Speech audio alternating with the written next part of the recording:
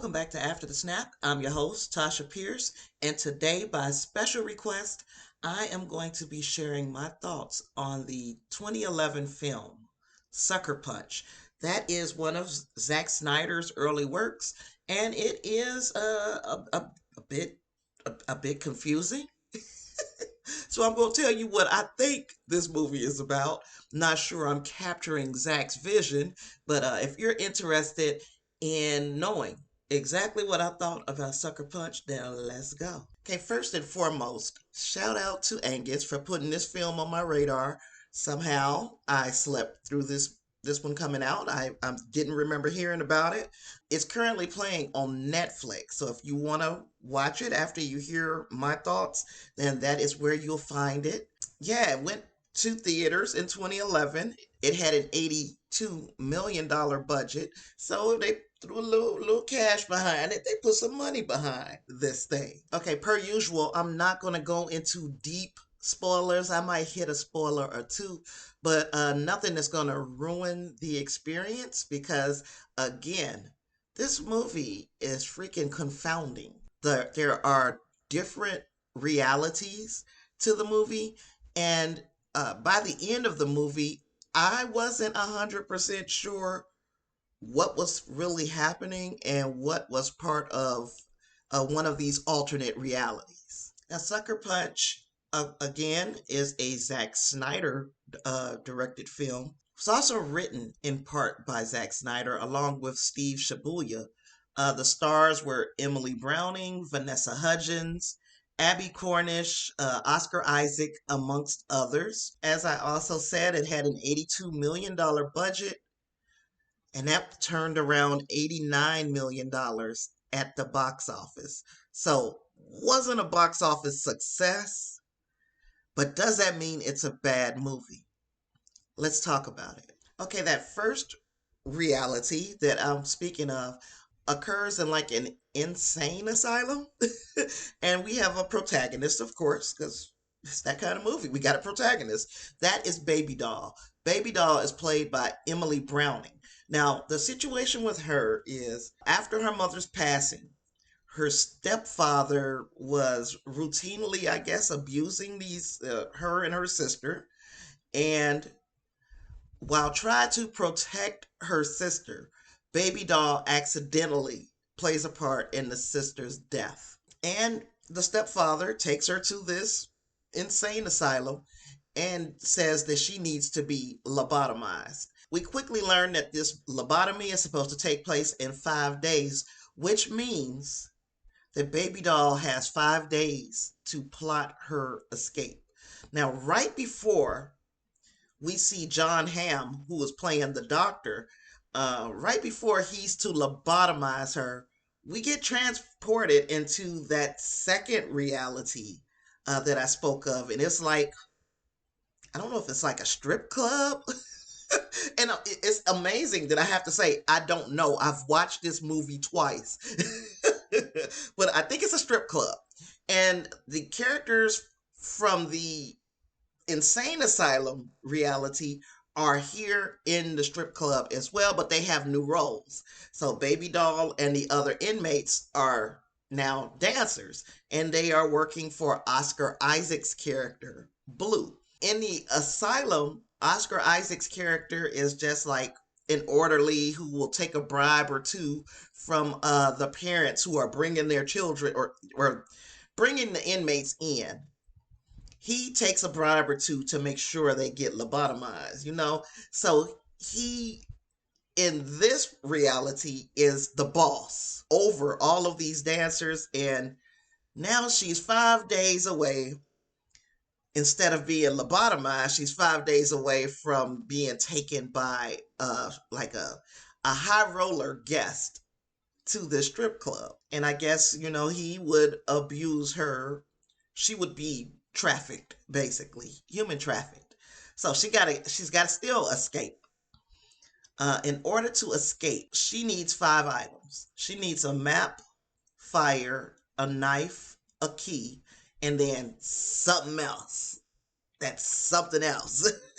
To obtain these items, she has to dance for the men while they escape to another reality. So now we are in these three separate realities within the same movie, and it's hard to ascertain what's really happening and what is part of this chick's imagination. And I said they have to gather these things. She has enlisted the help of some of the other dancers because they too want to escape.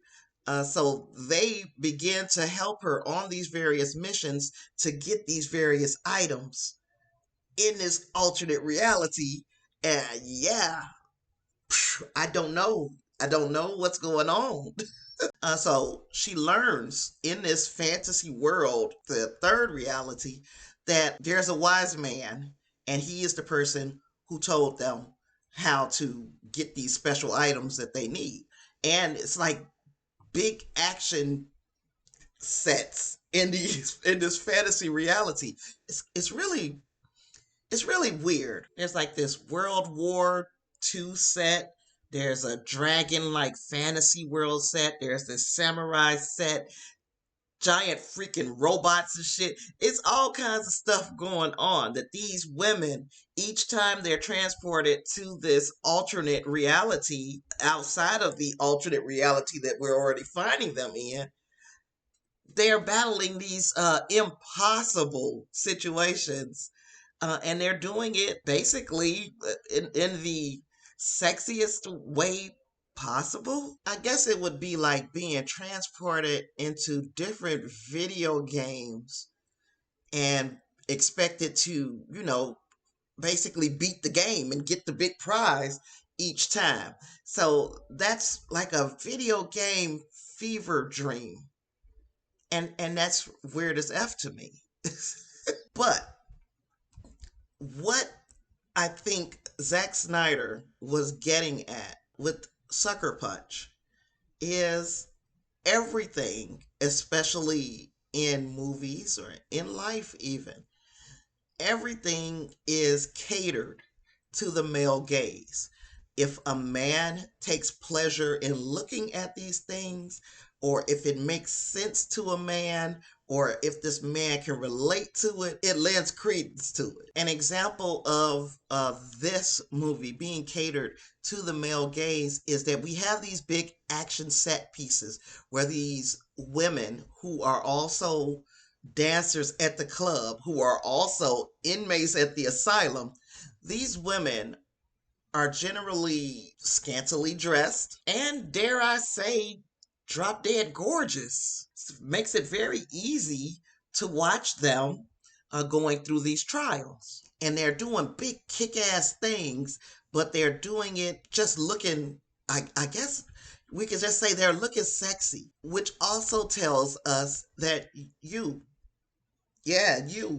part of the problem as well, because you're not looking away at these women who are half dressed doing all of these kick ass things. No, you too are catering to that male gaze. It's a weird kind of meta thing.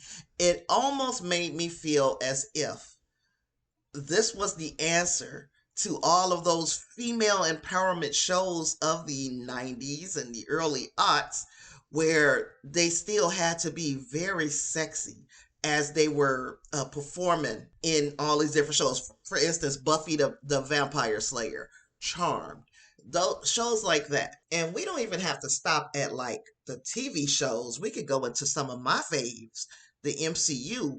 The women in the earlier stages of the MCU were pretty scantily clad, or they were wearing form-fitting. Maria Hill, for as badass as she was, everything that she wore was form-fitting. Scarlett Johansson as the Black Widow. We could go Wonder Woman, Gal Gadot. We can do all of them. They were all catered to the male gaze. While it was at the time billed as being empowering to women, big feminist statements, really it still catered to the male gaze. It got to the point where it's almost expected that if there is a female in an action movie or a superhero movie that the character is drawn one way in a comic book, there are a vocal group of men who feel like they a live action version of this fictional character needs to be just as equally damn near naked as her comic book counterpart. It's freaking crazy when you think about it, but because they have been entitled for so long of objectifying women in this manner, they feel like it's owed to them. They will freaking go off if a woman's chest is covered too much. Now I know, yeah, if a woman's chest is covered too much, or if she's not out there running around in what amounts to underwear. It's crazy. But yeah, y'all do it. We allow it also. Females, I mean, we allow it. We allow it. It's getting to the point where even the actresses themselves are like, this is unrealistic, and they're starting to take a stand. But we allowed this for so long as women. We are also complicit in catering to men. Everything does not have to cater to men. But here we are discussing a Zack Snyder film that kind of took shots at that very notion. So therein lies the sucker punch. You've been sucker punched because you're part of the problem, because this entire movie objectified women. Now, while this movie approaches the subject in almost a satirical manner, it still is feeding the same machine that we're railing against throughout the entire movie. We have women who have no autonomy over their own person. We have women who are dumbed down by using this lobotomy, dumbed down by men, in fact, by using this lobotomy as a plot device, and running around half naked, completing missions while men salivate and miss the entire message. A lot of women would miss the message too, so I'm not saying that it is that men are just the villains, because if we don't know how we are being objectified, if we just flow into that objectification, then we're part of the problem as well, women. So the movie aimed to show us how ridiculous it is by putting this ridiculousness in front of us. Even though I guess the idea was to show how dehumanizing it is to constantly expect for women to perform stunts and to perform action sequences dressed like they're trying to seduce you. It's a dehumanizing thing, and we don't expect the same thing from men. But in trying to shine a light on that, that's exactly what Zack Snyder did with the movie. So besides the guess three realities being rather confusing at times, trying to figure out what was really happening, what was all in Baby Doll's mind. And then there's another character named Sweet Pea, and with her, I kind of wonder, was she the only character that really existed besides Baby Doll? These are questions that I'm left with even after watching the movie multiple times. And then that wise man in the fantasy reality, I guess. I know that sounds weird. Fantasy reality. The alternate timeline, alternate. See, I can't even explain like what it is or what these layers. Okay, so the fantasy layer, the wise man who was helping them out, helping them through, giving them all the information that they needed, telling them what they needed to gather up to be able to escape the strip club, aka insane asylum. It still ended up with him being kind of a hero. Not saying that just because he's a man that he should not be able to be a hero in this movie about female empowerment, but it's like they really couldn't make a move without him.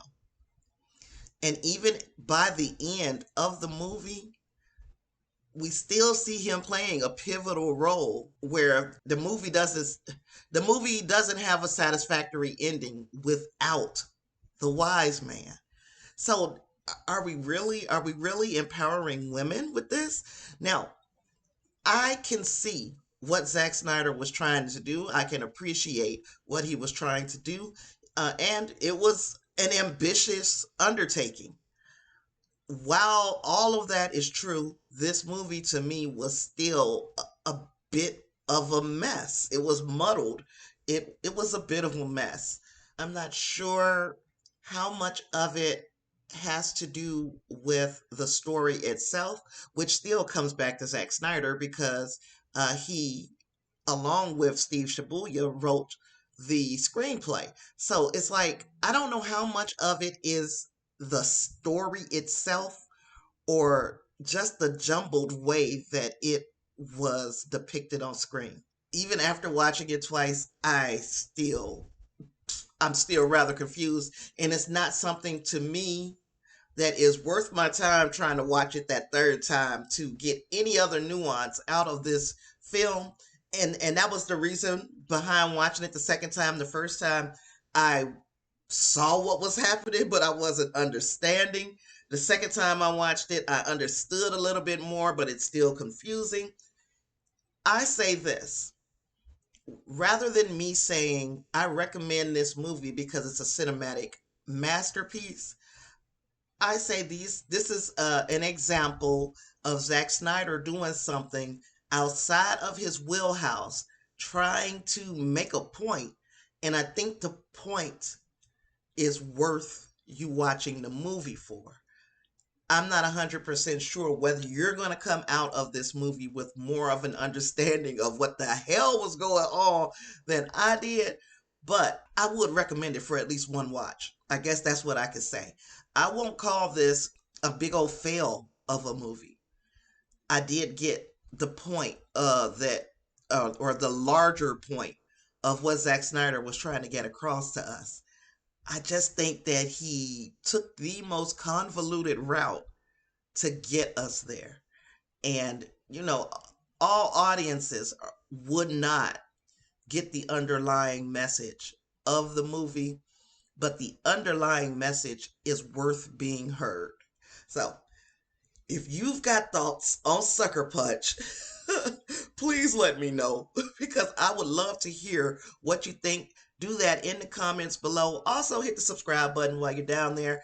Join me for our many live streams or many other review videos that we'll be putting out. I thank you so much for giving me a bit of your time today. With all that being said, I'll see you in the next one. Peace.